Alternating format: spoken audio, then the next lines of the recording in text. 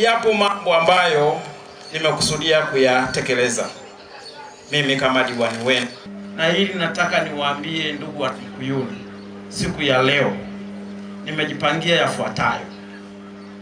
Kwanza, baada ya ziara hii ya kushukuru na kutatua zile kero ambazo hazihitaji kwenda kwenye halmashauri ya jiji, ninaamini kupitia mimi na nyinyi tunaweza tukazitatua.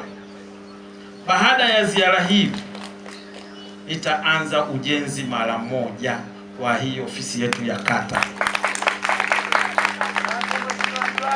Palipo na nia pana njia.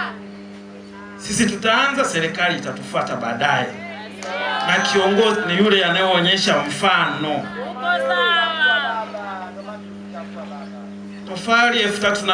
Tofali zinazohitajika ni 5,500. Mpaka sasa ninavyoongea nanyi tayari tuna tofali 3,500. Wapo wadau tayari wengine wameahidi kuleta mawe tripu 20, molam tripu 15. Sasa nikiangalia katika yale mazingira naona ujenzi wetu utaenda, ili ofisi yetu tuiboreshe. Hata ili jengo baadaye tutaboresha liwe kitega uchumi ya kata yetu ya Mkuyuni. Kwa hiyo baada ya kumaliza hiyo ziara, sasa nitajikita sasa kwenye ofisi yetu ya kata.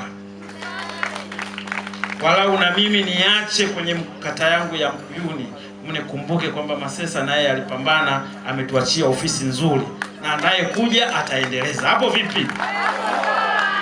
Mimi niahidi kwamba tutakuchangia au tutachangia kata yetu mifuko 50 ya simenti.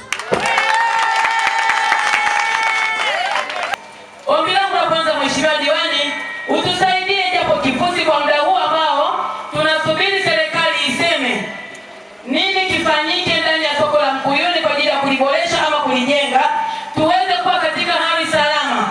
Ukatuwekea mola mume sokoni, wateja wakapita na wafanyabiashara wakawa na amani kabisa ya kufanya biashara zao. Takribani kuna kaya 7 zinaathirika na maji yale. Nikuombe sasa ufanye hima uweze kutembelea jiografia ya maeneo yale, ili uweze kushauriana na sisi wakazi wa maeneo ile, ili kuweza kuona kuzuia madhara yanayoendelea kujitokeza. Bongo Play TV.